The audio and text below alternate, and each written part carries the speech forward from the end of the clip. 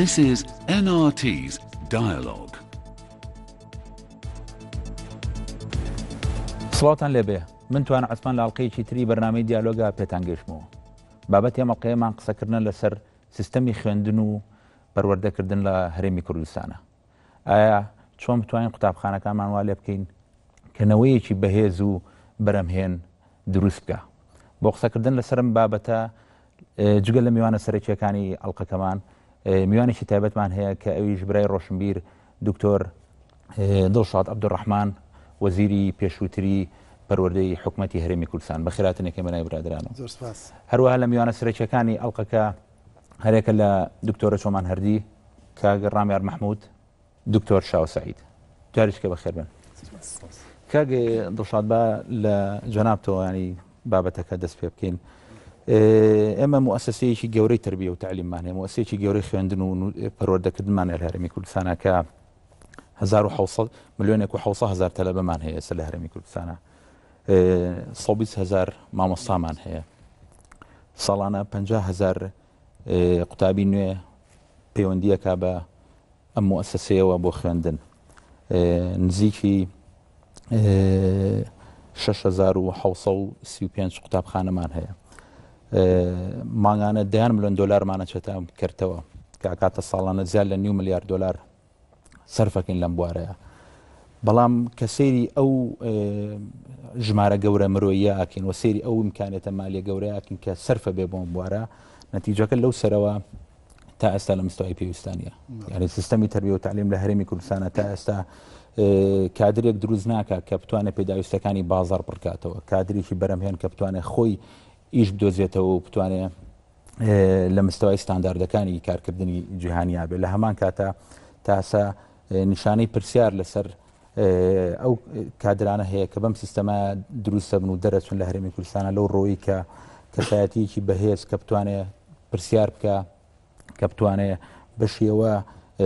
بەهێز بێ کە لەگەڵ بەها شارستانێتەکانە خۆی بگونجێنێ و وەکو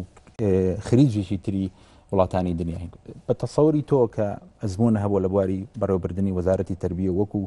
چاودێرێکیش بەسەر ئەو کردەوە، مشکلەکە لەکوێ بینی؟ سەرەتا زۆر سوپاس بۆ میوانداریتان. لەڕاستی ئەم بابەتە بابەتێکی هەستیارە و پێویستە ناوبەناو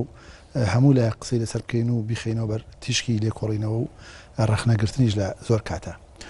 وەک بەڕێزت ئاماژەت پێدا بواری پەروەردە سێکتەرێکی ئەژگار گەورە و فراوانە، بۆیە یەکێکە لەو سەکتەرە پڕکێشەکان لە هەموو دنیادا. تەنانەت بیرمەندێکی وەکو فۆکۆیاما کە باسی گۆڕانکاری لە دنیاکە ئەڵێ گەورەترین گۆڕانکاری و پڕکێشەترین گۆڕانکاری لە پەروەردە، بە تایبەتی لە پەروەردەی ئەساس بنەڕەت، بۆ لەبەر گەورەی قەبارەی ئەو سێکتەرە و لەبەر کەمترتوانینی دیسپلینیکردنی ئەو سێکتەرەش. واتە مەرج نییە کە لە کاتێکە حکوومەتیان وەزارەتەکان بڕیارێک یاسایەک دەرەکەن کە یاسایەکی زۆر گونجاو بێ لەگەڵ سیستەمی نوێی پەروەردەی دنیا، مەرج نییە بە ڕێژەی جێبەجێکردنی ئەو یاسایە لە ناو قوتابخانەکاندا ڕێژەیەکی دڵخۆشکەر بێ، لەبەرەوەی دیسپلینی کردنی ئەو کەرتە زۆر گرانە. ئەمە پاساو نییە بۆ کەموکوڕەکانی پەروەردە، بەڵام حقیقەتێکە ئەبێ لەبەر چای بگرین لە کاتی ئەوە. ئەو بڕە بودجەی کە باست کرد بە ڕێزت نزیکەی ملیارە دلارە ساڵانە، بەڵام بودجێکی گەورە نییە، بودجێکی زۆر کەمە لە چاو ئەو پێداویستیانەی کە پەروەردە پێویستێتی بۆی سەرف بکرێ و ئەگە بێت و بەراوردی ئەو میزانیە بکەین کە وڵاتانی پێشکەوتوو بۆ بواری پەروەردەی داهێنن بە ڕێژەی سەدی بەراوردی بکەین، هێشتا وڵاتی ئەمە ئەو ڕێژەیە زۆر کەمە. بێگومان ئەوەش لەبەر ئەوەیە کە سێکتەرەکانی تریش هەمان پێداویستی پەروەردەیان هەیە، لەبەرەوەی ئێمە خۆ دەزانی وڵاتێکی وێران و تازە کەوتبووینە سەرخۆ بەداخەوە ئێساش قیرانەکان کە هاتوون بێگومان کارەکاتە سەر بواری پەروەردەش. گرنگترین کێشە خۆی لە خودیا فەلسەفەی پەروەردە لە کوردستانە دوای ڕاپەڕینکە ئێمە هاتینە سەر خۆبەڕێوەبردننی خۆمان، فەلسەفەیە بوو کە بنیاترا بوو لەسەر یەکڕەنگی، یەکدەنگی، پیرۆزکردنی تاک، پیرۆزکردنی حزب و بواری بۆ دایالۆگ، بواری بۆ پەروەردەکردنی کەسێکی ڕەخنەگر نەیەشت بۆەوە. بۆیە وایە ئێمە جارێ ئەو تەلیسمە بشکێنین. بۆیە ئەمە هاتین لە ساڵی 2006ەوە بەرەو ژوور لە پاشگرتنی کۆنگرەیەکی پەروەردەیی 2010 فەلسەفەیەکی نوێی پەروەردەمان داڕش کە لەو فەلسەفەیە کە کرا بە یاساش لە حقیقەتە و خۆشبەختانەش لە خولی دووەمی پەرلەمان بە تێکڕای دەنگی پەرلەمانتاران بە هەر 111 دەنگەکەواتە بە هەموو ڕەنگە جیاوازەکان ئەو سیستەمایان قبول کرد کە ئەویش کە باز ئامانجەکانی پەروەردەکاڵێ ئامانجلی پەروەردەکردنێکی کەسێکی ڕەخنەگرە کەسێکە کە ئامادەی بکەین بۆ گەورە ساڵی تواناکانی بەهێز بکەین بۆ ئەوەی بتوانێت هەم ڕەخنەگر بێ هەم بەشدار بێ بەشدارێکی بەرپرسیاریانە لە ئایندەی کۆمەلگا و یەکسانی جندەری تایە بە تەواوەتی یەکسان بێ و خاڵێکی دی گرنگ خوێندن فراهەمکردنی خوێندن بۆ هەمووان واتە هەموو مناڵێکی کوردستان کە تەمەنی ئەگاتە قۆناغی خوێندن 6 ساڵی ئەبێت تۆ قوتابخانەی بۆ ئامادە بکەیت دەرگای بۆ بکەیتەوە لە هەمانش هەموو گرنگتر هەموو مناڵ خوێندنی ئەوەی کە پێی ئەوترێ ئیلزامی واتە زۆرە ملێکە من بە زۆرە ملەی ناو نابنێم کرا بە 9 ساڵی کە ئەمە حقیقەتا سەرکەوتنی ئێزگار گەورە بوو واتە هەموو تاکێکی خەڵکی کوردستان پێویستە 9 ساڵ تا تەمەنی 15 ساڵی لە چوارچێوەی قوتابخانەیە بمێنێتەوە لەو 15 ساڵەیە تۆ بەمادی ئەساسیەکانی دیموکراسی پێ بناسێنی ئامادەی بکەی بۆکو عەرزم کردی بۆ کەسێکی بتوانێت کە لە ئایندە و ڕسمی سیاسەتی ژانی خۆی بکەوە بەشدارێکی کاریگەری شێ بێ لە کۆمەلگایە لە قۆناغەکانی ئامادەیشە جگە لە خاڵە پەروەردەیەکان بەهێزکردنی توانە زانستیەکانی بۆیە هاوشانی ئەمانە چەند گۆڕانکاریی تری گرنگ کرا لەوانە بۆ ئەوەی تۆ مناڵێک 15 ساڵ لە قوتابخانە بێڵیتەوە ئەبێ پرەنسیپی دەرچوون و دەرنەچوون کە جاران هەبوو بیگۆڕی بۆیە ئەوەمان بڕیارەکە مناڵ نابێ بڵی دەرنەچوو لە قۆناغیەکی سەرەتایی یا دوو سەرەتایی یا سێە ئەو تەنها لە سەرێتی بێتە قوتابخانە ئەرکی فێرکردن و پەروەردەکردنی ئەرکی منی مامۆستا و وەزارەتی پەروەردەیە کە فێریکەم کە نەمانتوانی ئەو مناڵەوای لێ بکەین بگاتە ئاستی دەرچوون پێویستە من محاسبە بکرێم نەک ئەو مناڵە پێی بڵین دەرنەچووی بەداخەوە ئێمە ئاسانترین شتەوەی سزای مناڵەکە بین سزای من نادرێم وەکو وەزارەتی پەروەردە دوای 7 ساڵ لەسەر و پلانی 2007 جێبەجێکرا یا با بڵێن ئیقرار کرا لە سایە چەنی ئەو فەلسەفەیە و پرۆژەیە بە تەسەوری تۆ جێبەجێ بووە لە ڕاستیە توێژینەوەیەک نییە تا ڕێژەی سەدی بۆ دیاری بکەین بەڵام ئەوەی لەبەر چاوە مناڵان پەیوەندیکردنی قوتاب مناڵان بە قوتابخانەکانی کوردستانەوە ڕێژەیەکی ئەجگار دڵخۆشکەرە ئەگەر نەڵین لە 100 ڕێژەی لەسەر و لە 1950 مناڵانی کوردستان لە تەمەنی چوونە قوتابخانەیانە پەیوەندیەکەن بە قوتابخانەوە کە ئەمە سەرکەوتنێکی ئەجگار گەورەیە بۆ پەروەردە لە کوردستان پێویستە لەبەر چاومان بێ مانەوەیان لە قوتابخانەکانە ئەم پرەنسیپانە کە ئاسانکاری کرد بۆ مناڵ کە تۆ دەرنەچووی پێناڵی دەرنەچوویت دوای ئەوە مۆرکی تەمەڵی کەمتر کرایەوە لە مۆری قوتابخانەکانە سزای فیزیکی دەرونی بۆ مناڵ بەپی ئەو یاسایانە قەدەغە کراون ڕێژەکانی ئێزگار کەمە ئەمە وای کرد مانەوەی مناڵ لە چوارچێوەی قوتابخانەیە تا تەمەنی 15 ساڵی زیاتر بێ بۆیە کە ئێمە پێوەرین هەڵسەنگاندن و پەروەردەکەین ئەبێ لەسەر ئەو بنەمایانە هەڵی بۆ بسەنگین بزانین ڕێژەی چەند لە مناڵان پەیوەندیەکەن کە ڕێژی بەرچاوە ڕێژەی چەند وازە هێنێ بێگومان تا واز بێنیت واتە تۆ سیستەمی پەروەردە فاشلە ڕێژەی وازەنانیش لەو قۆناغانەیە هێشتا بەرچاوە کەم زۆر نییە و خاڵی تری گرنگ گۆڕینی پرۆگرامەکانە بۆ وەکو بەڕێزت ئاماژت پێدا ئەو کەسێک کە دەرەچێت کەسێکی بەرهەمهێن بێ تۆ چۆن ئەتوانی کەسێکی بەرهەمهێن بێنی تەبەر کە پرۆگرامەکانی سکیلی تواناکانی بەهێز نەکات بۆ ئێمە هاتین زمانی ئینگلیزی بۆ نمونە خراهەیەکی سەرەتاییەوە دەرسەکانی فیزیا کیمیا بیرکاری کە ئەوانە هەموو دەرسێکن توانای سکیل دەهاتێکە لە ئایندە بتوانی پێڕاگربی ئیشی دەست بکەوێ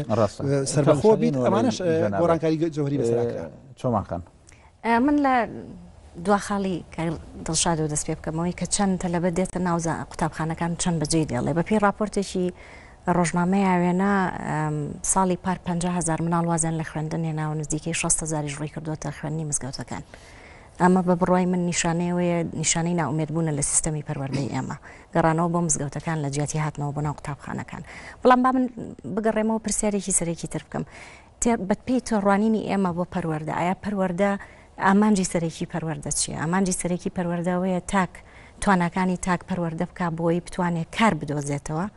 یاخود پەروەردەی بکاوەکو تاکێک و گەشەی پێدا تاک و بەرپرسیارەتی کۆمەڵایەتی و سیاسی و ئەخلاقی وەرگێ ئەوەی لە کۆمەلگای ئێمای بینین تێڕوانینی گشتیەوەیە کە پەروەردە وەکو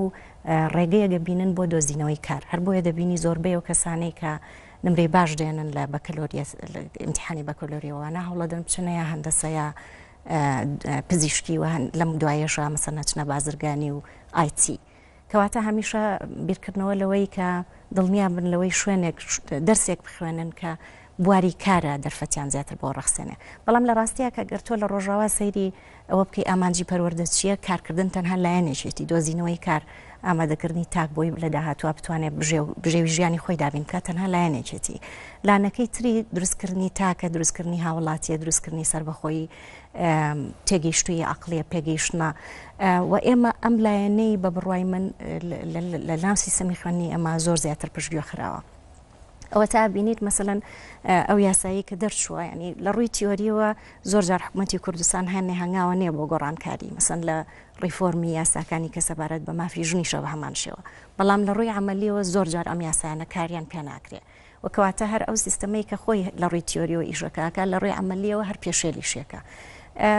پلورالیزم شتێکە کە لە لای ئێمە بەهی جۆرە لە سیستەمی خوێندنا نەیبینین مەسەلاً تۆ لە ئەوروپا کە باسی دەرسی ئاینەکەی ئاینەکان ئەخوێنیت ئەگەر بیخوێنی ئەویش مەسەن تەنها ئاینی مەسیحیت ناخوێنی بۆ ئەوەی تەنها ئاینی مەسیحی بخوێنی ئەبێ بچیتە مەکتەبێکی مەسیحی تایبەت بەڵام کە دەرسی ئاینێت هەبێ لەسەر بودیزم ئەخوێنیتەوە لەسەر مەسیحیەت جوولەکە دینی مسلمان و هەموو دینەکانی تر هندوو و هەروەها بۆ مەسلەی یەکسانی جەندەریش بە هەمان شێوە ینی تەکس بووکەکانی ئێمە و کتێبانێکی ئێمە لە مەکتەبە لە قوتابی سەرەتایی خوێنمانە بۆ نمونە ئەلفوبەی کوردی ساڵانی جاران قارەمانی سەرێکی دارا بوو دارا هەرچی مفاجەکان مغامراتەکانە بۆ ئەوەی کرد جار بەجار زارا هادیاری لەگەڵا کرد و ڕۆڵی نەریتی ژن و پیاو لەم کتێبا زۆر باش ئەبینرا دادەدۆیە کرد و دایە دەکفتەیە کرد و بابەداریە بڕی و بابە ئیشیە کرد کەواتە یەکسانی جەندەری یەکسانی ئەتنی و یەکسانی ئاینی بە هیچ جۆرە پلورالیزم بە شێوەیەکی گشتی زۆر کەم کاری لەسەر کراوە و ئەمەش گرنگی هەیە بۆەوەی کە پێگەیشتنی تاک کە ماف نەک تەنها بە مافی خۆی ئازاد بێ بەڵکو مافی هاوڵاتیەکانی تریش پێشێل نەکا جا ئەو هاوڵێتیە ژن بێ یا پیا و کورد بێ یا عەرەب مەسیحی بێ یا موسڵمان فەرق نەکە ئەمانە پشتگوێ خراوە تا ڕادەیەکی زۆر کاغرامە تۆ مشکلەکە لەکوێ بینی من حەزەکەم سەرنجی ئەوە بدەین قوتابخانە بە بڕای من لە کۆمەلگای ئێمە بە سێ قۆناغا تێپەڕیوە قۆناغی یەکەم سەرەتای دروستبوونی قوتابخانەیە لە کۆمەلگای کوردیا لەو وەکو بنتێکی زۆر ڕادیکاڵ و وەرچەرخێنە دەرەکەوێت لە بەروی قوتابخانە جێگرەوەی مۆسیەیەکی زۆر ترادیسیۆنیە کە پێوترێ مزگەوت لە کۆمەلگای پێش مۆدێرنە پێشەوەی کوردستان نوێ بکرێتەوە بۆی کۆلۆنیالیسمەوە پێشتر بەس مزگەوت دەبوو مزگەوت مۆسیەیەکی سێنتراڵ و تەنها مؤسسەیەک بووە کە زانینی بەرەم لێناوە پاشتر لە دوای کۆلۆنیالیسمەوە قوتابخانە جێگرێتەوە لەو قۆناغای بۆ کۆمەلگای کوردی قوتابخانە فعلەن وەکو شتەوە بووە کە زۆر جار شاعرە کلاسیکیان و توانە قەڵغان و سوپەرتانە لەبەرەوەی بوو بە بنتێک بۆ وەرچەرخێنەر بێ لە ڕووی کۆمەڵایەتی و لە ڕووی سیاسیەوە لە سەردەمی بەعسیەکانە قوتابخانە زۆر گەشەی کرد زۆر بایەخی پێدرا لەبەرەوەی دەوڵەتی بەعس خەونی گەشەکردنی هەبوو پرۆژەیەکی هەبوو پرۆژەی گەشەکردنی ئابووری و کۆمەڵایەتی نوێکردنەوەی عێراق لە دوای خۆماڵیکردنینەوە کە پێویستی بە بنکەیەکی تەکنیکی و زانستی هەبوو پشتی پێ بەستێ لەبەرەوە لەو قۆناغای گەشەی کرد لە دوای ڕاپەڕینەوە ئەم دامەزراوەیە کەوتووە لەبەر چەند هۆیەک بۆچی ئێمە باسی بەرەمهێنیەکەین لەبەرەوەی خۆی لە بنچینە ئێمە دەسەڵاتی سیاسی و دامەزراوی پەروەردەی شانبەشانی یەگەڕن ماتام تۆ گوتارێکت نییە لەسەر گەشەکردنی بازار و کۆمەلگا گەشەکردنیکی هاوشان لە ڕووی کۆمەڵایەتی و کەلتوریەوە لەبەرەوە قوتابخانە بە شێوەیەک لە شێوەکانەکەوێت لە ئابوووریەکی بەرخۆریە تۆ ناتوانانی کە لە زانکۆیا لە پەیمانگا تەواوەکەی بە تەمای ئەوەبی هەلی کاری خۆت دەست پێێتەوە لەبەرەوە قوتابخانە هەم بەها سیاسەکەی کەوتووە لە کۆمەلگای ئێمە و هەم بەها زانستەکەیشی لە ئێستاە لە ژێر پرسیارە و هەم بەها ئەلمانەکەشی لە ژێر پرسیارە ئەگەر سێری زانکۆکان بکەین یعنی دیارە هەم بەهای زانستی و هەم بەهای ئەلمانی بوونی ئەم دامەزراوەی و کاریگەری دامەزراوەکە لە ژێر پرسیارە و بڕای من لە دوای ڕاپەڕینەوە یەکێک لە کێشەهەرە گەورەکانی بواری پەروەردە خوێندن بریتێلەوەی کە پارتی و یەکێتی ئەم دوو دامەزراوەیان کۆنتترۆل کرد قوتابخانەیە کە 20 خوێندکاری هەبێت لە گوندێکی دوورە دەست پارتیویەکێتی چاوتیش بوون لەوەی بینیوانە بە ڕێوبەرێکی حزبی بۆ دابمەزرن بە حزبیکردنی ئەو دامەزراوەیە وای کرد کە مەهامە کەلتوری و پەروەردەی و هەموو شتانی کە تۆ وەکو مواسەیەکی استراتیژی و بربڵاو و گرنگ وەکو مواسەیە کە گرنگترین مواسەیە دوای خێزان بۆ مەسلەی سۆشیالیزیشن بە کۆمەڵایەتی کردنی تاک لە کۆمەلگایە و گونجاندن و فکسکردنی لەگەڵ گوتاری دیموکراسی و لەگەڵ مەسلەی یەکسانی جەندەر کە دکتۆرە چۆمان باسێکە بە بڕای من موسسەکە خۆی بە پلەیەکەم قوربانی دەستی توتالیتاریزمی حزبە لە کۆمەڵگای کوردیە هەم زانکۆکان و هەم پەیمانگاکانیش ئەوەندە یعنی بزوێنەرێک نییە لە کۆمەڵگای ئێمە پرسیارەکانی لەسەر بنەمای بەزانستی کردن و بە دیموکراتیکردنی موسسەکە بێ و کۆمەڵگای ئێمە ئابوووریەکەشی ژمێریاریان بەڕێوەی بن ئابووری ناز بەڕێوەی نابە لەبەرەوە لە ژینگەیەکی سیاسیا کە ئابوووریەکەی بەدەست ژمێریارەوە بێ نەک بەدەست ئابووری ناسەوە بێ زۆر زەحمەتە تۆ خەونێکی گەورە لەسەر خوێندن بینا بکەی لەبەرەوە ئێستا لە کۆمەلگای ئێمە یعنی وەکو نەریتێک بە زۆر ئەچی بۆ خوێندن بەشێک نییە لە خەونی تۆ کە دوایی تەواوت کرد بتانی وەڵامی شتێک دەیتەوە لە کۆمەلگاکەی خۆتە بە ئەندازەیەک یعنی هەندێک مفەکیر وەکو پاڵۆ فراری کە هەموو ئیشەکانی لەسەر بواری بیداگۆزی و خوێندن و پەروەردەیە ئەو پێی وایە ئەم زۆرە ئەو تەوان لایەنگیری خوێندن و پەروەردەی ڕەخنەگرانە بوو لە کاتی خۆیان و یەکسانی جەندەر و وەرچەرخێنەری یعنی تاکێکی وشیار بەرهەم بێنێ لە کۆمەڵگایە ئەو پێی وایە لەم وڵاتانەی کە هاوشێوێن ئاوان خوێندنگا وەکو ئەگەر تعبیرەکەی ئەوەیان بریتە لە پرۆژەی لە قوتونانی مرۆڤ بریتە لە دروستکردنی لەشکرێک لە مرۆڤ وەکو معلەبان لە قوتو ئەندرێ لە قاڵە بەدرێ تاگڕەهن دەبێ بینینەکەی تاکێک نییە ئەکتیڤ و بەهێز بێ و ڕەخنەگر بێ هەواڵگری پرسیار بێ وەکو خەونێک خەونی خۆی یاساخ بکاتەوە سپاس.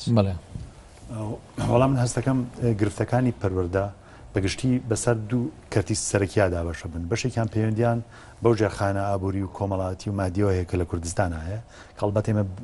گرفتی ئابووری زۆر گەورەمان هەیە و گرفتی ئەمنی و گرفتی سیاسیمان هەیە کە ئەمە بە جۆرە لە جۆرەکان ڕنگانەوەی هەبووە لەسەر کەرتی پەروەردەیی و ڕەنگە دەستکاریکردنی ئەمە هێندە ئاسان نەبێ بەڵام کەرتەکەی تر پەیوەندی بە فەلسفەی پەروەردەوە هەیە کە لەو بڕوایم هەم ئیرادە و هەم خوێندنەوەی باش و هەم ئیرادەی سیاسی کە سیاسەتێکی پەروەردەیی باش دابڕێژێ گرنگن بۆیە من تەنها تەرکیز لەسەر بەشی دووەمی گرفتەکەکەم من هەستەکەم ئەو قسەی کە ئەوترێت کە پەروەردەی شێوەیە تاکێکی بەرهەمهێن دروست بکە ئەلبەت مەفهومی ئەمە بە بەرهەمهێنان چییە؟ ئایا مەبەستمان لە بەرهەمهێنانی فیزیکیە بەرهەمهێنانی کاڵایە یاخود مەبەستمان لە بەرهەمهێن ئەو کەسەیە کە کریتیڤە واتە کەسێکی داهێنەرە چونکە بەرهەمهێنان تەنها بەرهەمهێنانی مادی نییە بەڵکو بەشێکی زۆری بەرهەمهێنانی زەینیە ینی بۆ نمونە ئەم شارستانەتی مرۆڤایەتی تەنها قەرزاری کۆیلەکان نییە تەنها قەرزاری ئەو کەسانە نییە کە پشتیان خسۆتە ژێر باری دروستکردنی ستراکچەرێکی مادی بۆ وڵاتەکانیان هێندەی قەرزاری ئەو کەسانەیە کە بیریان کردوتەوە کە توانیوانە داهێنان دروستکەن بۆیە من هەستەکەم ئێستا چ لە ئەوروپا و ئەمریکاوە چ لە یابان چ لە کۆریای جنوبیش زۆر بایەخێکی زۆر بە پەروەردە ئەدرێەوە پیان وایە هەج گۆڕانکارێکی بچووک لە پەروەردەیە ئاوتکەمی زۆر گەورەیە لە ئایندا بەڵام پرسیارەکە ئەوەیە ئایا سیاسەتی پەروەردەیی لە هەرێمی کوردستانە بڕای بە ئایندا هەیە ئەوانەی کە پەروەردە داڕێژن ینی حیزبە سیاسەکان ئەوانەی کە هەڵبژاردنەکانە بنەوە ئەوانەی کە سیاسەتی گشتی دەوڵەت دامەزرێن ئایا بڕوان بە ئایندا هەیە بڕوان بەوە هەیە کە لە ئێستا ئیشێ بکەن دوای 10 ساڵ دوای 20 ساڵ هەمەکەی بچن بەڵێ من وەڵام لایە من لە بڕوان ئەسڵەن بڕوان بە ئایندا نییە چونکە دیدی دەسەڵات لە کوردستانە ئەوەیە کە لە ئێستا حکم بکەی گرنگ نییە دوای 2 ساڵ دوای 3 ساڵ دنیا چی بەسەرێ گرنگە تۆ لە ئێستا بتوانی جونگەکانی دەسەڵات بگریتە دەست بە بەڵگەی چی بە بەڵگەی ئەوەی کە ئەسڵەن ئەوەی کە لێرە گرنگە ئەو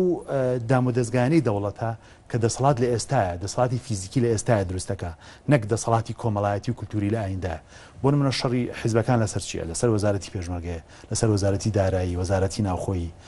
دواتر ئەوەی کە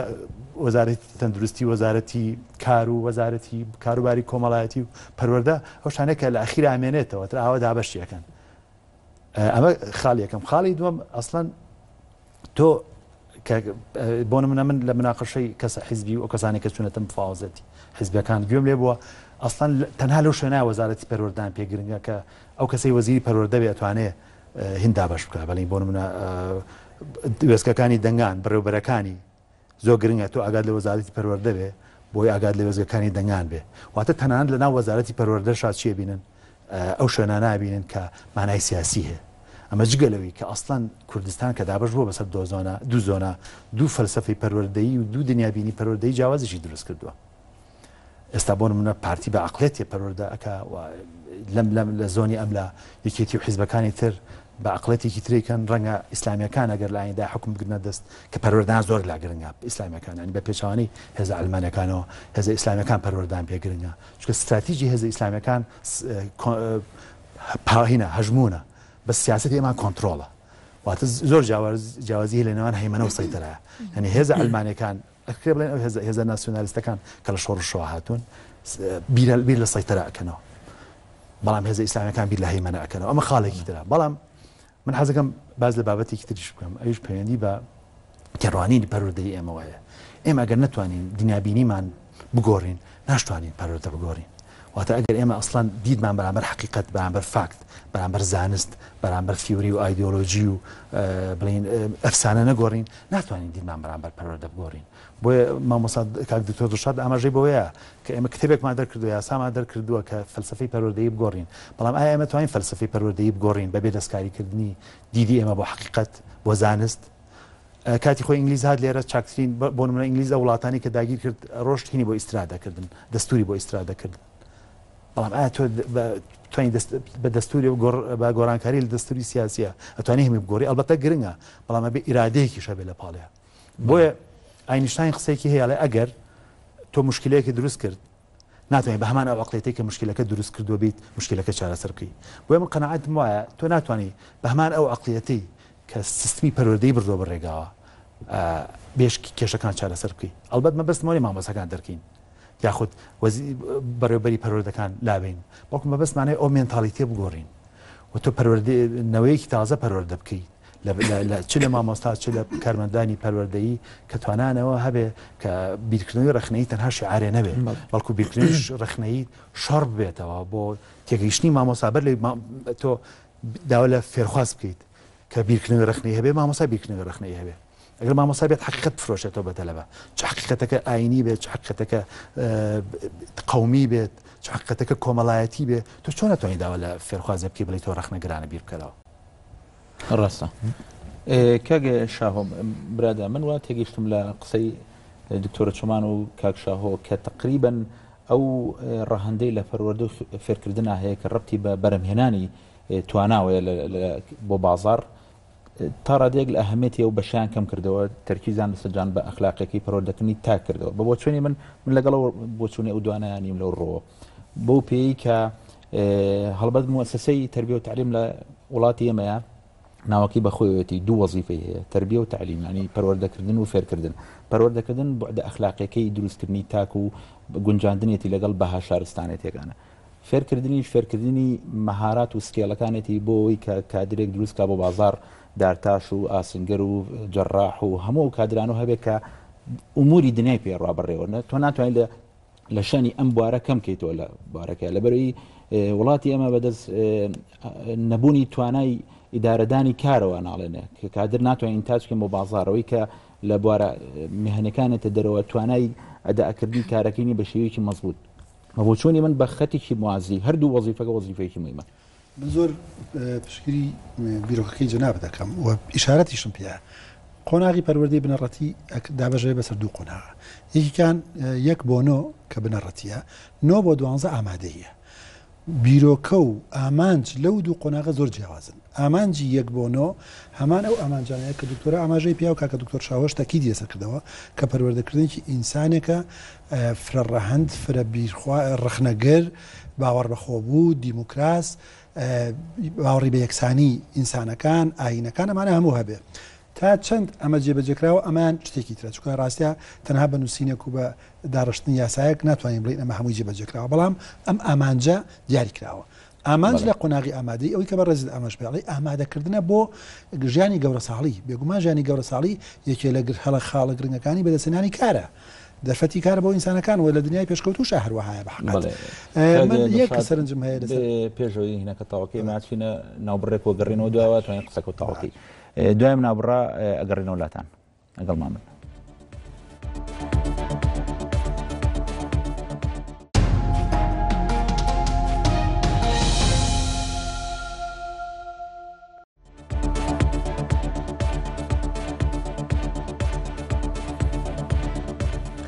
جارێک کە سڵاو بابەتی قسەکردنی ئەمەڵقەیەمان قسەکردن لەسەر سیستەمی خوێندن و فێرکردن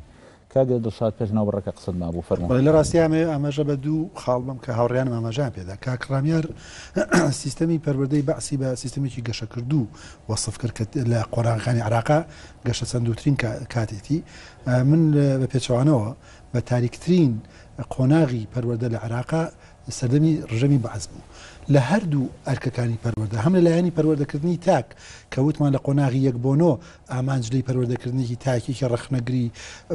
هەموو ڕەنگەکان ببینێ و یەکسانی خواست بەعز نیازی ئەوە بوو و بەرنامەشی ئەوە بوو کە کەسێکی تاکڕەهەند تاکپەرست یەک ڕنگ پەرست بەرهەم بێنێ کە تەنها زمانی بەڵێ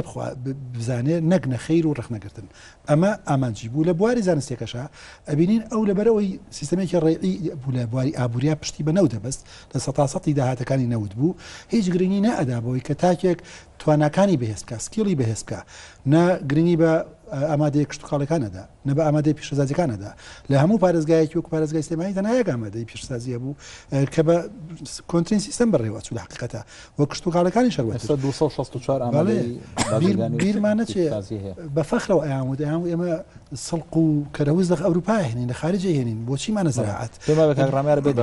من مەبەستمەوە بوو گەشەی پێدرا خوێندنگا وەکو ژمارە قوتابخانە وەکو خوێندنی ئیلزامی ڕاست خلاصۆکردنی نەخوێنەوە لەبەرەوەی حکوومەتی دەوڵەت دەست ئەم مواسەیە بۆ دەوڵەت استراتیژی بۆ گەشەکردنی سیاسی و ئابووری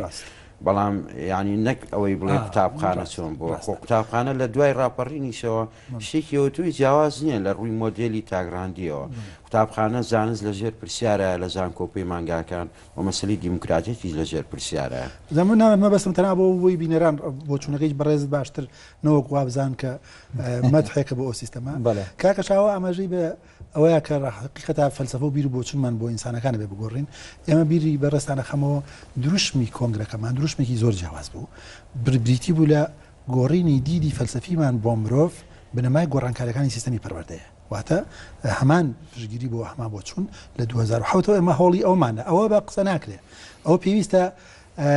ئیشەکانی پەروەردە سیستەمەکانی پەروەردەی بۆ بگۆڕی بۆ نمونە تەمەڵ و زیرەک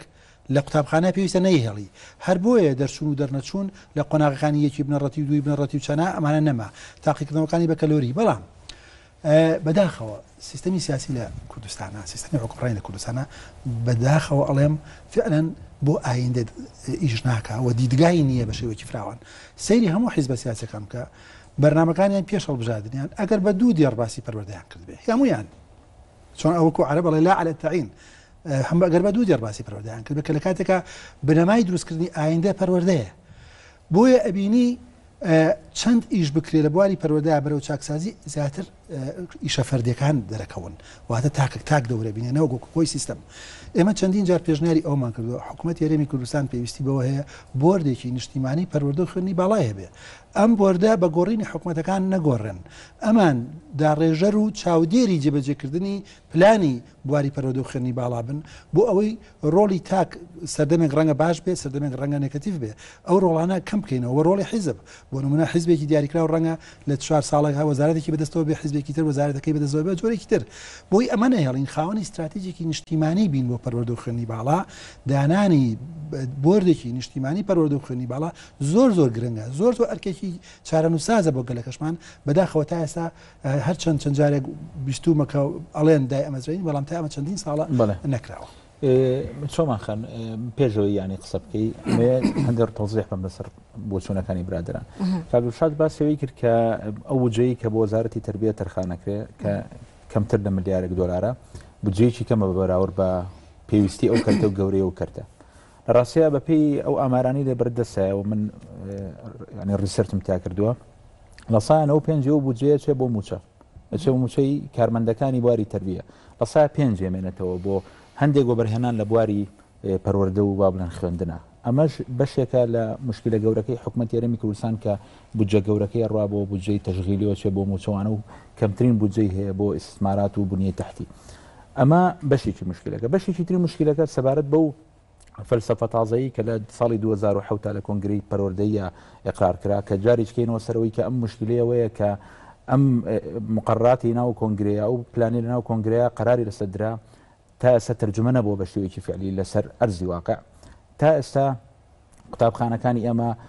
مختبەری زانستی پێویستیتیانە، مختبەری سەڵتیتیانە، کتێبخانەی پێویستیتیانە، قاعی یاریکردن و یاریگای پێویستیتیانە. تا ئێستا قوتابخانەکانمان ساردن، مناڵەکانمان مناڵی هەمومان لە مەکتەبە ئەبێ وابی گۆڕینە ترسێلەوەی سەرمای ببێ، لە هاوینا گەرمە، تەوالێتەکانی کێشەی هەیە، خەدەماتی حانوت خراپە. یعنی ئینڤایرمنتی قوتابخانە، بیئەی قوتابخانە، ژنگەی قوتابخانە لە ئێمە تا ئێستا ژنگەیەکە کە ژنگەیەکی جەذاب نییە، شوێنێک نییە مناڵ هەست بکە کە مناڵی ئێمە چێتە قوتابخانە هەست بکە بیەیەکی تری دووەمێتی لە دوای ماڵ کاچێ. بۆیە بەپێی ئەو ئامارانی کە لە 4 ساڵی ڕابردووە هەیە، ڕێژەی وازێران لە خوێندن معدلەکەی 12,000 کەس ساڵانە لە 2002 تا 2014. پرسیارەکەی من ئەوەیە، ئایا ئێمە مشکلەکەمان تەنها مشکلەیە کە پەیوەندی بە پلانی حکوومەتەوەیە، یا بەشێکی مشکلەکە با سەریحتر قسە بکەین، بەشێکی مشکلەکە لە مرۆڤەکان خۆیەتی، لە منتاڵەتی مامۆستاکانمانایە، لە منتاڵەتی دایک و باوکەکانمانایە، لەو مەسئولیەتە کۆمەڵایەتیەیە کە کۆمەڵگەکەش لەسەرێتی. بێگومان هەمووەمانە فاکتەرێکە نەزانی وەختی ئێمە باسی چاکسازیەکەین لە پەروەردا، گۆڕینی پرۆگرام تەنها یەکێکە لە شتەکان. مەسەن پلورالزمی کە باسم کرد لە ڕووی مێژوویەوە، تۆ هەر مێژووی عێراق و ئیسلامی و کورد نەخوێنی بەڵکو مێژووی دنیاش بخوێنی. مەسەن قوتابی ئەمە هەیە ئێستاش نازانێت جەنگی جیهانی دووەم جوولەکەکان هۆلۆکۆستیانی چی پێی وایە، مەسەن ئەنفال گەورەترین جێنۆسایدی جیهانە، پێی وایە کتێبەکەی هیتلەر لەسەر خەباتی من باشترین کتێبی قارەمانێکە. ئەمە نەبوونی پرسپێکتیڤی مێژوویە، نەبوونی تێڕوانی، نەبوونی هوشیاریە بەرامبەر بە جیهانی دەوروبەری خۆمان. بۆ نمونە ئەمە پلورالیزمی جەندەری تاریخی و ئەوانەی کە باسمان کرد، ئەمە لایەنێکێتی، لایەنی پرۆگرامە. لایەنێکی تری گۆڕینی کەلتوری قوتابخانەکانە. ئێستاش قوتابخانەکانی ئێمە شوێنەکە بۆ لێپرسینەوە و شکاندنی مناڵ و ترس و هەندێک جار حتا تونوتیژی کردن بەرامبەر بە مناڵ، لە کاتێکە کە ئێمە زانین تەرکیزێکی زۆر هەیە لەسەر ڕۆژاوا بۆ فێربوون وەکو چێژێک. تۆ لەزەت ئەبینی لەوەی ئەچی بۆ مەکتەب شت فێرەبی، فێربوون خۆش ئەکرێت لە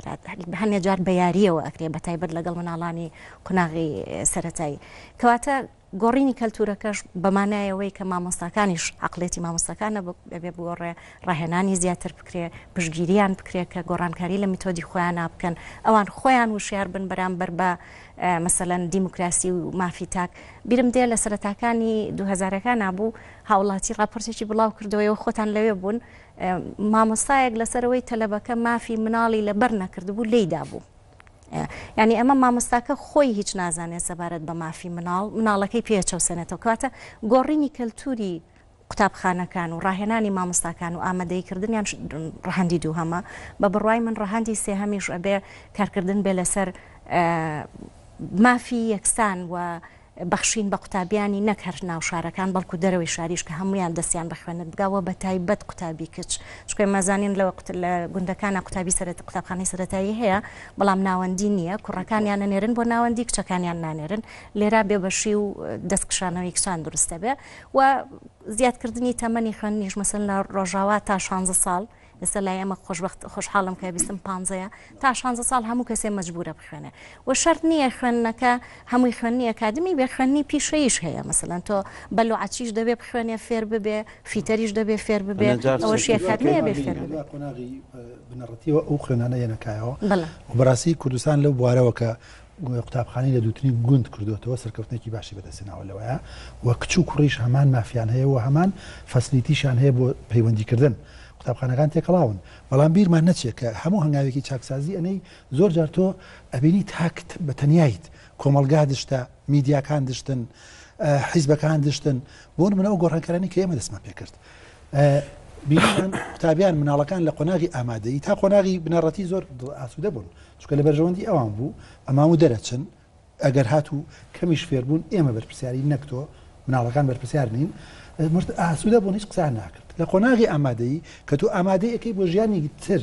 سکیلەکانی زیادەکەی، ئەوە بوو بواری زانستی ئەهمیەتی پێ ئەدرێ، قورسترە بێ تاقیکردنەوەکان، ئەزمونەکان شتێکی ترە،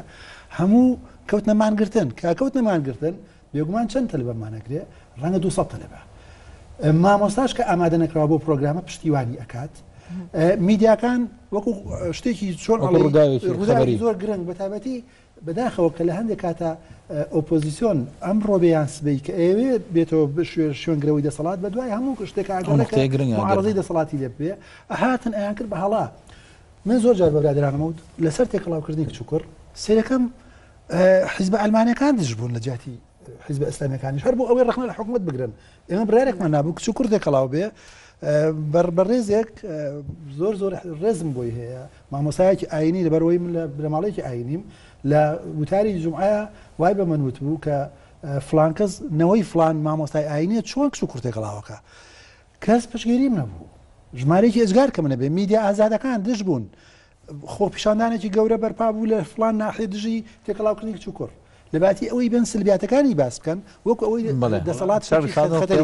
زەکەم برادران مشارەکە بکەن بە کولتوری سیاسیەوە هەیە کە وەکوتم کولتوریکی دەسەڵاتگەرە ئەنەی پێی گرنگە دەسەڵات بگرێت بە هەج وەسیلە بێ چ ئەوەی کە لە دەسەڵاتەوە چ ئەوەی لە دەسەڵاتە پێی وایە ینی بۆیە خراپ لە بەروی ئەوی تر حکومت نەک لە بەروی ئەمە زۆر گرفتێکەوە تاوکو ئێساش درێژبوونەوەی هەیە و قەناعەتم وایە ئەگەر رەخنەی تۆ لە سیستمی پەروەردەی لەسەرەوە ساسە نەبێ کە تۆ ئالتەرناتیڤێکە پێ بێ کە تۆ دنیابینێکی جیاوازە پێ بە پەروەردا تەنها گرفتەکە لەگەڵ ئەوی ترابێ نەک لەگەڵ سیستمەکە ئەو گرفتەی دەدروستە بێ کە ئێستا لێ کەوتێتەوە بۆیە ئەلبەتە نابێەوە نادیدە بگرین ئەو هەوڵ و تێکۆشانانەی چ وەزارەت و چ مامۆستا دڵسۆزی مامۆستاوای کردو زۆر جار کە خۆی بەسەر گرفتەکانە چارەسەر ینی هەوڵە جهودی شخصی سەرفکە بۆ چارەسەرکردنی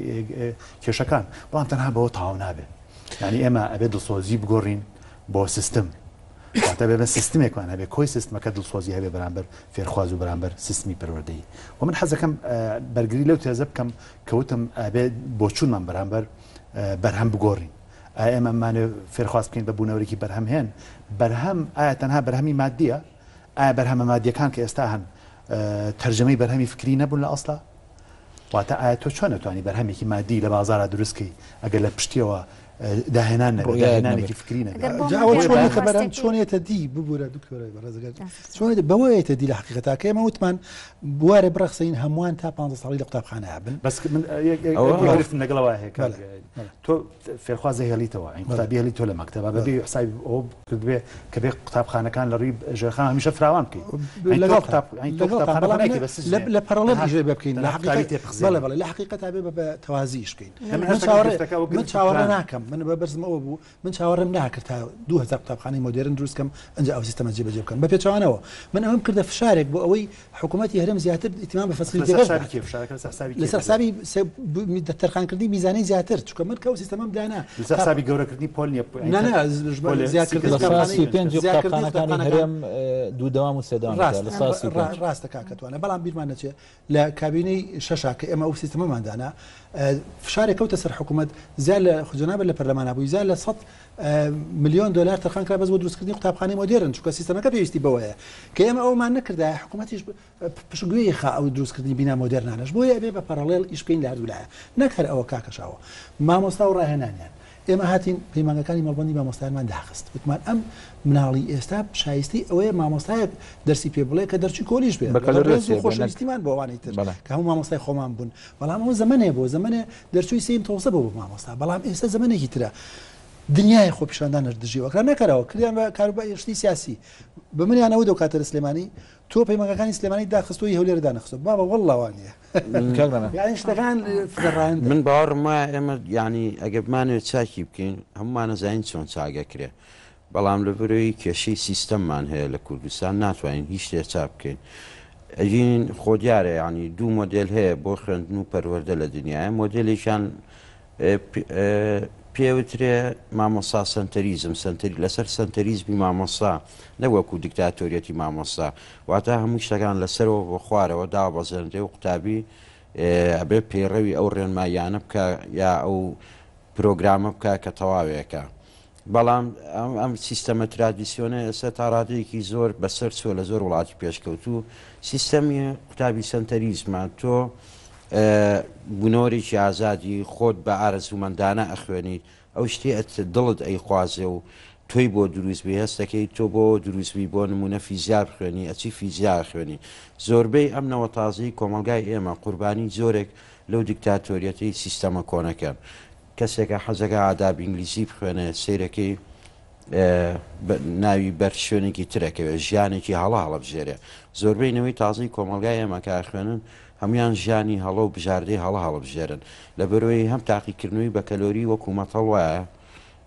هەم تۆ نازانی چارەنووسی تۆ لە شوێ خوێنی تو یعنی ئەوەی دڵت دەیخوازێ فەرقی هەیە لەبەرەوە تۆ ژیانێکی هەڵە و پڕ لە غەمجینی بەسەربری لە قۆناغی دوای ئامادەی یا کە بە کەلۆری تەواوەکەی قەت ناگەی بە خەونی خۆت ئەو سیستەمە بەڕاستی بەسەر چوە لەگەڵ کۆمەلگای مۆدێرنی ئەسەی کوردستانیشا ناگونجێ پێویستە سیستەمی قوتابی سنتەریزم هەم مامۆستا ماقول نییە خوێندکارێک لە زانکۆ 4 ساڵی پێ بچێ بە کەلاوێستاوەکەی ئەوە دیکتاتۆریەتە با بۆ دەبێت بە 2 ساڵ تەواوەکەی با فول تایمێگە بێ سیستەمە زۆر کۆنە ناگونجێ دووشت هەبوو ڕاستێکی مەسەنەوەی کە یەکەم نمرەت لە بەکەلۆریە بڕیارێداتۆ لە چوە خوێنی وە کارەساتێکی گەورەیە بەڵام ئێستا گەرسەری زانکۆ تایبەتەکانیشکی ئەبینیەوە دایک و باوکە بڕیارەدا من پارەدەم لەبەرەوە تۆ بێ هەندەسە بخوێنی بۆی پارە پیاکەی وە گەڕانەوە بۆ ئەو چەمکەی کە ئەگەر تۆ هەندەسە و پزیشکی و ئەم شتانە نەخوێنی ئیشت دەست ناکەوێت لە بەریتانیا لێکۆڵینەوە کراوە کە پیشانیەدا بانقەکان و کۆمپانیا سەرکەوتووەکان دەرچووی بەشی فەلسفەیان لە هەموو کەس دیاتر دامەزرانەوە چونکە ئەم کەسە ئینسانێکی ڕەخنەگرە عقلی ئیشەکە ئەتوانێت بزنسەکەی فێرکە بز ناتوانێت ڕەخنەگرتنی ئەوەی بەڕاستی بە بینەرانمان حقیقەتەکانی شوکو خۆی ببینن لە حقیقەت ئەو سیستەمی نوێیەکی لە هەر سەگدین بڕیارەکەی ئەوەیە کە سیستەمێکە خوێندکارتیایە سنتەرە نەک مامۆستا بۆیە مامۆستایان مافێکی خۆشیانە زۆری دژی وەستایەوە کە ئەو دەسەڵاتە سوڵتەیە کە بەدەست مامۆستاوە بوو لی سنرایەوە ئەو ئەبێ خزمەتکاری قوتابی بێ تەنانەت ئێمە لە زۆر مناسبە ئەماوت من وەزیری چیم ئەگەر تەلەبە نەبێت وەزارەتی پەروەردە وەزارەتی تەلەبەیە چۆن وەزارەتی تەندروستی پێویستە بێ بە وەزارەتی نەخۆش کە بەداخەوە ئێستا وەزارەتی پزیشکە وەزارەتی پەروەردەش بێ وەزارەتی تەلەبە بێ نەگی مامۆستا و مدیر و وەزیر و مفەتیش بۆیە 100% ئەوە وایە بەڵام ئەو بۆ مانایە نییە وەکو کاکەڕامیار و دکتۆرە ئەماژیان پێدا تەلەبە بەویستی خۆی بخوێنێ خوێندن لە حقیقەتە هەم ویستە هەم تواناشە تۆ ناتوانانی بچیتە کۆلژی پزیشکی ئەگەر توانەکانە لە بایۆلۆجی و لە فیزیا و لە کیمیا زۆر نەبێت ئەمە لە هەموو وڵاتانی دنیا بەڵێ بۆ کۆلژی پزیشکی بۆ نمونە بۆیە با ئێمە واتێ نەگەین کە وابزانین لە ئەوروپا هەر کەسە ویستی بچێتە کولی تۆپ ئەچێتە کولی نەخێشتوانە لە وڵاتی وەکو سوید ڕەنگەنەوە بێنە لە ئیمتحانی گشتیان نەکەن ئیمتحانەکەشیە لە قۆناغی 11 هەرسێکی بۆ حسابە لە هەرسێ قۆناغەکە لەنەوە هەش نەوە کەمتر بێنە لە کۆلژی پزیشکی وەرناگیرێت کە وڵاتی سوید وڵاتێک هەموو مانەزان قوتابیتیا سنتەرە و دیموکراسیە هەموو کە بۆ لەبەرەوەی ئەو خوێندنە ئەوەی پێویستە بەڵام ئێمە تا قۆناغی نۆ دیسانە ئۆڵێمەوە بواری خوێندن فراهەمکەین بۆ هەمووان دواتر ئامادەکردن بۆ سێکتەری خوێندن هەم حەزی ئەوەیە کە حەزلەتی ئەبێ مانوش ببیت ئەمەی ئێمە زۆر جارە ڕاستیە هەر ئەڵێ حەزم لێتی حەزم لێ بچمە ئینگلیزی بەڵام لە ئینگلیزی لە تاقیکردنەوە 50 هێناوە دەرنەچووە ئێکاخرکاکە ناکرێ من لەگەڵ ئەوەم سیستەمی قبول لە زانکۆکانە بگۆڕێ بۆچی بۆ ئەوەی کۆلژی پزیشکی پێویستە تەنها دەرەجەی کیمیا فیزیا بیرکاری لەسەر حساب بکرێت زمانی کوردی و عەرەبی هیچ پەیوەندێکی بە کۆلژی پزیشکیەوە هەیە کە تا ئێستا مناڵی ئێمە باجی ئەوە ئەدا ئەمە ئەتوانین بگۆڕین بەڵام ناکرێت بڵین تەنها بە حەز چی ویست لەبەرەوەی بەس مامۆستا زین چۆنە خۆی گرفتەکەوەیە ینی بە جۆر لە جۆرەکان ئێمە پاساو بۆ مامۆستا هێنینەوە پاساو بۆ فێرخوازێنینەوە پاساو بۆ دایک و باوکێنینەوە بەڵام ئەمە بگەینە شوێنێک ئەو کەسەکیە کە نابێت پاسای بۆ بینینەوە بڕێ من ئەو کەسی کە نابێت پاسای بۆ بینینەوە بەرپرسانی پەروەردەست ئەو حیزبە سیاسیانن کە چنە مفاوضات بەرپرسی حکومڕانی نەکەن پەروەردە لە حقیقەتە ینی وەزیری پەروەردە ئەو کەسی کە بێ بەرپرس لە وەزارەتی پەروەردە ئەوێ بزانێ ئیشەکەی و بەسراوەتەوە بە وەزارەتی پلاندانانەوە بەسراوەتە بۆ وەزارەتی خوێندنی باڵاوە بۆیە ئەبێ سوور بێ لەسەر ئەوەی کە سیاسەتێکی نیشتیمانی هەبێ بۆ دەستکاریکردنی پەروەردە گرفتەکە ئەوەیە ئێستا مامۆستا دڵشاد دەبێت بە وەزیر جەناب بۆ مای 4 ساڵ 2 ساڵ و 9 مانگ یعنی کاتێکی خۆت تاوانێت ئەین گرفتەکە ئەوەیە ئێمە ئەسڵەن حیزبەکانیشمان 2 ساڵ دابش کردووە بۆیە بڵین وەزیرێکی خوێندنی باڵایە جنابەت دێیت ئەچیتە وەزارەتی وەرەگری بۆ چەند شتێکەکەی بەڵام خۆت پلانێکی استراتیژیمان نییە و پلانێکی نیشتیمانیشمان نییە بۆیە بەڕێی من ئەو حیزبێکی ئەچێتە مفاوەزاتەوە لەگەڵ حیزبەکانی ترکە حکوومەت تشکیلەکەن ئەگەر تەنها چاوێن لە دەسەڵات بێ بۆیە بێ ئەو بە پلەی یەکەم ئێمە نخبەی سیاسی لە وڵاتە بەرپرس بکەین کە هیچ تێڕوانینێکی ڕۆشنی نییە بۆ پەروەردە ئەسڵان پەروەردە بە شتێکی زۆر لاوەکی زانێت پەروەردە بە ئیشی مناڵە زانێت من قەناعەتیش وایە بەشێکی زۆری هۆکارەکە ئەگەڕێتەوە بۆی کە خۆیان بەشی زۆریان مناڵەکانی خوانیان خوشک و کەسی خوان گرفتیان لەگەڵ پەروەردایانە ڕەنگە بە جۆرێ لە جۆرەکان ئەو گرفتیان چارەسەر کرد بێ لەسەر ئاسی شخصی خوان ئەمە گرفتێکە گرفتێکی تر پەیوەندی بەم دابشبوونەوە هەیە کە لە نێوان قوتابخانەی تایبەت و قوتابخانەی گشتیا دروست بووە. من نمونەی خۆمیان من کچەکەم لە کیندەرگاردنەوە تاوەکو پۆلی حەوت لە هین بوو لە پرایڤێت بوو بەڵام دوایەوە گواستمانەوە بە قوتابخانەی گشتی جیاوازێکی زۆر گەورە بینی لە هەردوو شانە خەلل هەیە ئەسڵا وەرە لە یادمان نەچێ واز بکەین تەنها قوتابخانەی گشتی خەللی هەیە ئەسڵان قوتابخانە تایبەتەکانیش لە کوردستانە خەللی زۆر گەوران هەیە. منە یەک بەڕاستی ڕوونکردنەوە لەسەر ئەو بابەتە بم بۆ هەمووان بە حقیقەت زۆر کەس وا ئەزانێ مناڵەکانی کە چۆ قوتابخانەی تایبەت ئەوە سەرکردەی دوا ڕۆژە. من وەکو کەسێکی پەروەردەی پیاڵم ئەو تێڕوانینە زۆر هەڵەیە.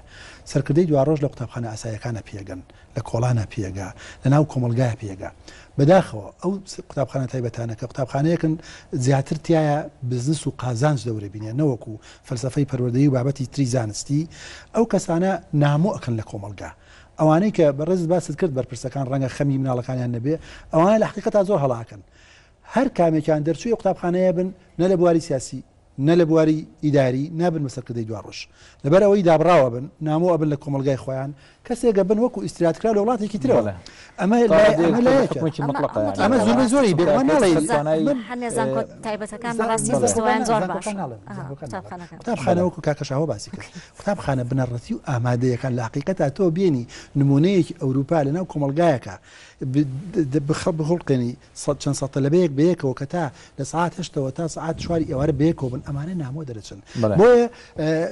تێکەڵاوکردنی هەردوو سێکتەرەکە وا سوودوەرگرتن لە تەجروبەی ئەزموونی دنیا زۆر گرنگە لەوایە کۆمار دوو جۆر فەرخوازمێ هەنێکیان لە قوتابخانەی تایبەتیەوە هاتوون یان لە قوتابخانەی گشتەوە هاتوون قوتابخانە تایبەتەکان ئینگلیزیەکان زۆر باشە بەڵام کوردی نازانن ڕاست جۆرە دابران دروست بێ پەیوەندیە بێ ئۆرگانی قوتکەیتەوە لە ناو مەنزومەیەکە کە هیچ ڕەبتی بۆی حەزەکەم یەکشت ڕاست کەمە بۆ ڕاستی بەداخەوە هەمومان تێکەوتوین زمانی ئینگلیزی لە دوای ڕاپەڕینەوە بۆ تشتێکی زۆر گرنگ وە فعلەن زۆریش گرنگە بەڵام لە حقیقەتا فێربوونی زمانی ئینگلیزی هەرتەنا ئەوە نیە مناڵەکە بخەیتە قوتابخانە ئینگلیزی ئێستا خۆی پرۆگرامی ئینگلیزی لە باخشی سەوانەوە خوێندە پرۆگرامێکی زۆر پێش زۆرە بۆ فێربوون ئەمە یەک دومیش ڕێگای تر زۆرە من ویستم بێمەوە سەر خاڵی کە هاز بەرپرسیاری سەرەکی ڕاستیەکەی تربیە و حکوومەت و ئیدارە و ئەمانەیە بەڵام باوەشمان لەبیر نەچێت ئێستا مەسەن بە تایبەت لە زانکۆکانی ئەمە ئەتوانن مامۆستاکان هەنێ گۆڕانکاری بکەن ئەتوانێ منهج خۆی بیگۆڕێ مەسەن قسە لەگەڵ هەر کەسێکاکەی مامۆستاکانی زانکۆڵێمە لەبەروی قوتابیەکانمان عەرەبی و ئینگلیزی نازانن تێکستی وامان نییە بیان نینێ لەبەرەوە مەلزەمەیان نەدەینێ بەڵام تۆ توانی صلاحیەتێوەت هەیە منهج ئەگەر پرۆفیسۆر بی یا یاری دەدەی پرۆفیسۆر بی کتێبی تازە بێنی ئەو کتێبە عەرەبی کە ئیڵیتەوە باەکی لە دار تەرجمەکان بۆ تەرجمەکە بەکاری بێنە لە منهج یا ئینگلیزیەکە یا هەر شتێکی تر بەڵام ئەوان خۆیان نایانەوە ئەو ئیشە بکەن بەشێکی بەرپرسیارەتێکە بەڕاستی لەسەر شانی ئێمەشە کە هەموو شتێکەکەینەوە سەر شانی حکومەت لەو شوێنە کە دەسەڵاتمان هەیە بەکاری علاگەیەک هەچی هەڵەسێ خۆی ئەوەیە سیستەمی ئیداری ئێمە حوافیزیتیانێ هاندانیتیانێ بۆ نمونە مامۆستایە کە زۆر بتوانە بێ وانەکەی بە سێ زمان بڵێتەوە لەگەڵ مامۆسایەکی ترا کە جگە لە کوردیی تر نازانێ هیچ جیاوازێکی نیە لە موچەیە لە دەرماڵایی جیاوازێکی نیە حافظ سەرنج بابێن بە کاگرامێر پێشەوەی قسەکەەوە بکەی کاکشاهۆ سەرنجێکی گرنگی باس کرد لەسەر استراتیژێتی نیشتیمانی بۆ مەسەری پەروەردە ئێمە لە وڵاتێکین تقریبا هیچ